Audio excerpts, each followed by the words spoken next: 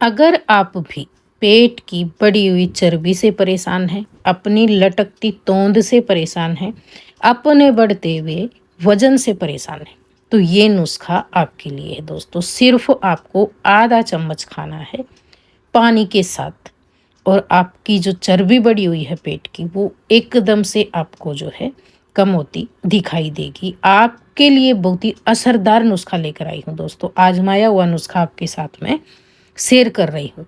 बहुत ही खास नुस्खा है, घरेलू चीज़ों से बना हुआ नुस्खा है, जो आपकी रसोई घर में हमेशा मौजूद रहता है। अपनी लटकती हुई तोंद को कम करने के लिए दोस्तों आपको एक भी पैसे की दवा नहीं खानी है। सिर्फ आप ये घरेलू नुस्खा बनाकर अपनी इस समस्या से बिल्कुल जड़ से छुटकारा पा सकते हो।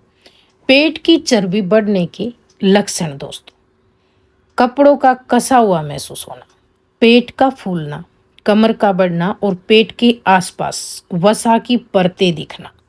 जैसे बोलते हैं ना, पेट में आपके कितने टायर हो गए हैं, तो वो वसा जमा हो जाती है दोस्तों। इसके मुख्य कारण होते हैं खराब खान पान, मीठा या तली हुई चीज़ें ज़्यादा खाना, शारीरिक गतिविधि की कमी, तनाव, उम्र का बढ़ना। बढ़ती उम्र के साथ साथ भी ये समस्या आने लगती है दोस्तों। तो इस नुस्खे को बनाने के लिए सामग्री यहाँ पे आप देख रहे हैं। इसकी जो मात्रा है वो इसी हिसाब से आपको रखनी है। नुस्खा आप चाहे थोड़ा बनाकर रखें या ज़्यादा बनाकर रखें। मैं यहाँ पे या अब जो हमने सौंफ ली है, ये ली है 50 ग्राम।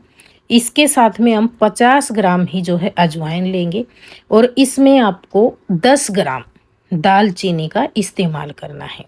दालचीनी के बारे में अक्सर आपने हमेशा सुना होगा कि दालचीनी वजन कम करती है। जी हाँ, बिल्कुल, ये पेट की बढ़ी हुई चर्बी को जड़ से कम करने में बहुत ही लाभदायक होती है। इसके साथ साथ जो हमने हरी इलायची ली है, 10 ग्राम आपको हरी इलायची लेनी है दोस्तों। हरी इलायची को आप छिलके समेत ले सकते हो। इसके आपको सीड्स निकालने की ज़रूरत नहीं है, छिलके समेत आप इसको ले लेना।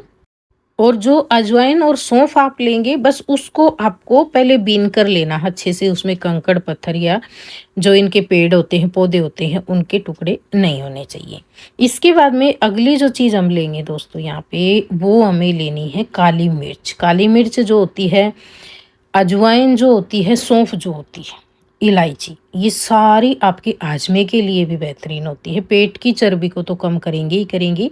अगर आपका आजमा सही रहता है ना, तो पेट की चर्बी अपने आप ही आपको कम देखने को मिलती है दोस्तों। लेकिन अगर आजमा आपका सही नहीं है, खाना आपके पेट में पड़ा पड़ा सड़ता रहता है, पेट अच्छे से साफ नहीं होता है, तो मतलब ही नहीं है वजन कम होने का। इसलिए सबसे पहले आपको जो है अपने पेट की सफाई करनी है, और उसके बाद में आप देखना ये नुस्खा किस तरीके से जो है काम करेगा दोस्तों। तो ये जो है ना, पेट की बढ़ी हुई चर्बी को कम करने के लिए और पेट के अंदर जमा गंदगी को बाहर करने के लिए बहुत ही बेहतरीन होता है। इसलिए हमने इतनी चीज़ों का यहाँ पे इस्तेमाल किया है।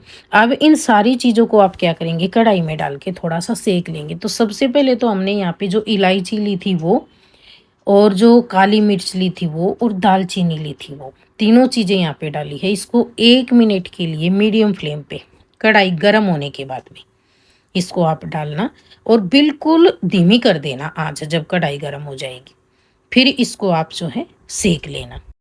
तो यहाँ पे ये जो चीज़ें हैं ना, ये थोड़ी थोड़ी हैं, इसलिए आपको मीडियम फ्लेम पे कढ़ाई को गर्म करना है, और फिर आपको जो है धीमा कर देना है गैस, और ये सारी चीज़ें डालकर बिल्कुल 1 मिनट के लिए ही आपको सेकनी है। ऐसा करने से इनका मॉइस्चर निकल जाता है, और दूसरा क्या होता है, जब आप इसका पाउडर बनाते हैं तो वो बहुत ही आसानी से बनकर तैयार होता है। तो यहाँ पर हमने इसको सेका है 1 मिनट के लिए। जब ये हल्का सा ऐसे लगे ना इलायची पे और दालचीनी पे कि हाँ ये सिकने लगी है, खुशबू आने लगी है, उसके बाद में आपने जो सौंफ ली थी, जैसे मैंने बताया, उसको आपको बीनकर साफ करके लेना है। और जो अजवाइन ली थी आपने, वो दोनों चीज़ें यहाँ पे हम ऐड करेंगे एक साथ। लेकिन सबसे पहले जो खड़े मसाले हमने लिए थे ना, उनको हल्का सा सेक लेना है, और फिर डालना है आपको ये दोनों चीज़ें डालने के बाद में, और इसको आपको बहुत देर तक नहीं यहाँ पे पकाना है या भूनना है। आप सिर्फ इसको अच्छे से मिक्स करना कुछ ही सेकंड के लिए, और फिर आप कर देना गैस का फ्लेम बंद। इसको आपको ज़्यादा देर तक गैस पे रख के बिल्कुल भी नहीं सेकना है।